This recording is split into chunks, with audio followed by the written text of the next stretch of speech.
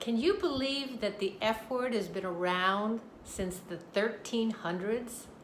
It is recorded that the village idiot somewhere in England was nicknamed Roger F. the Naval. Don't ask me why. Nobody knows for sure. Use your own imagination.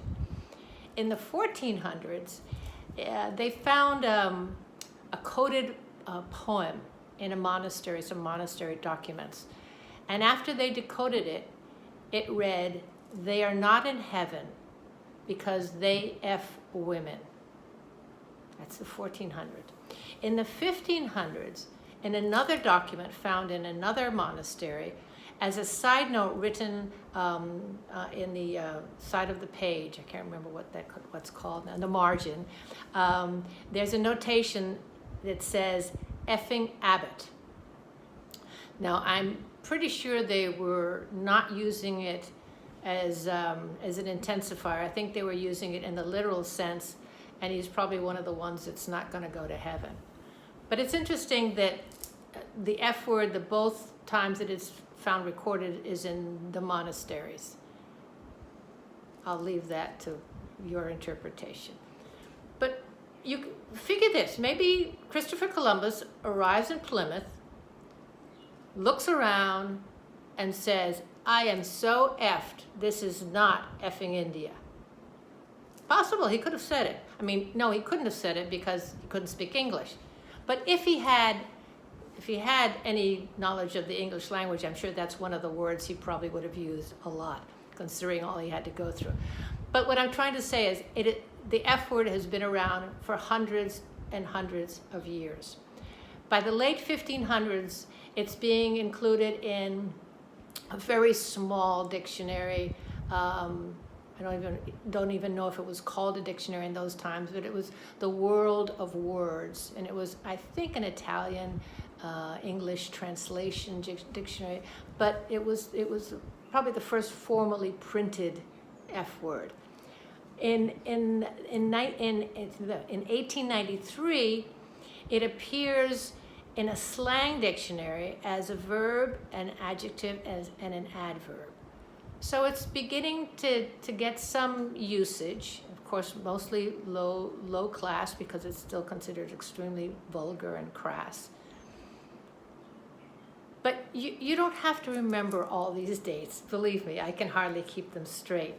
What you have to remember is that I'm Cindy Golbert, the original Sin, and you have to subscribe. So please push the button, and we'll continue with the F word. Thank you. So, in 1928, D.H. Lawrence writes this classic Lady Chatterley's Lover, in which he uses the F word quite a bit because it's an extremely erotic piece. And he cannot get it published by any of the big publishing houses in the world because of the word. So he does it privately in Florence, and I think Paris also helped him out with that. And his editions, of course, sold out immediately. Another controversial book, which happened a little bit later in 1951, I think, was J.D. Salinger's Catcher in the Rye. Another example of excellent literature, but with a lot of profanity, and the F word is ubiquitous.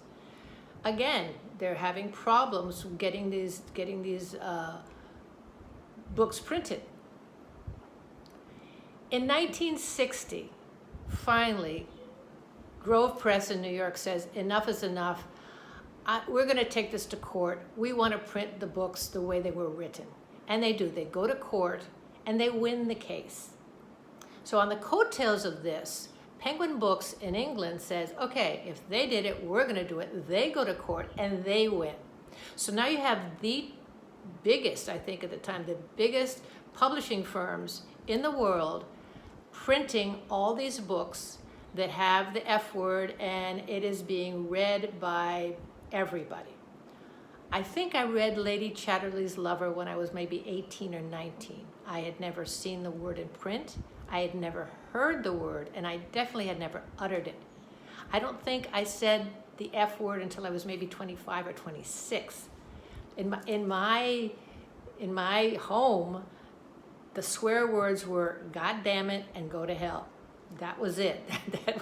That was like, ooh, they're swearing. I mean, so the transition that occurred there could have possibly been because in the 60s, it was the middle class. After the war, the middle class was really surging. So you had a lot of people that had come up from the lower classes that now had jobs and whatnot, and they brought their vocabulary with them, and it become a little bit more accepted, but still considered crass, vulgar, tasteless. Until two things happened. In 1971, the Supreme Court, or whichever court, I don't remember which court it is, but they declared that the F word could be displayed, which was huge. So now all the Vietnam War protesters could wear shirts that said F the war, or F this, or F that, and they couldn't be arrested. That was huge.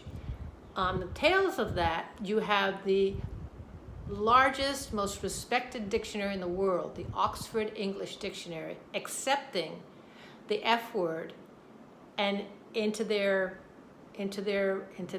hollowed book. Now this is something that they've been fighting for years. So now you have the beginning of the 70s, you have the F word that you can say it, you can read it, you can display it.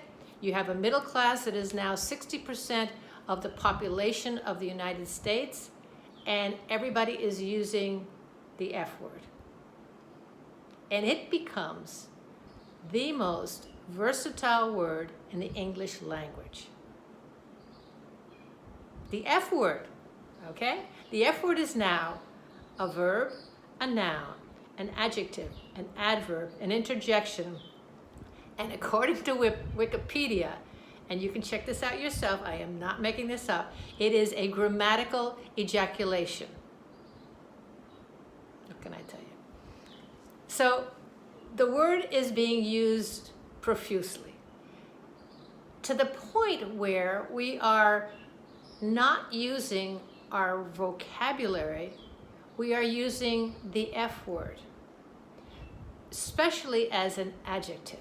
So it's an effing sunset, or you look effing beautiful, or I am so effing tired. Well, what about you look amazingly beautiful, or what a spectacular sunset, or I am terribly, or I'm exhausted. If we continue to, what's the word? See, it's happening to me.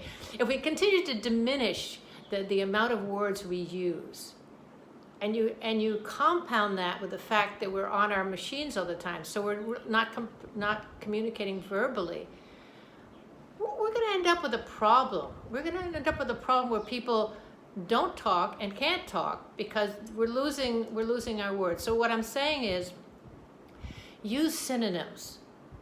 Use the beautiful language that we have at our hands. Check out the thesaurus, for crying out loud. Expand your vocabulary. Use your hands like we Puerto Ricans do. But it's something that we really have to do that. We really have to start communicating a little bit better. There's only two things that I detest, or hate, or abhor, or dislike, or I'm sure there's another one out there. See, I use my thesaurus. Yeah, the two things that I dislike the most. The first is women who swear. Don't like them. The second one is fucking hypocrites. So on that note, this is Cindy Golbert, Original Sin, saying stay tuned for my next post, which will be about baby love, my baby love. I can't sing, but I can talk. So till next time, be safe and be grateful.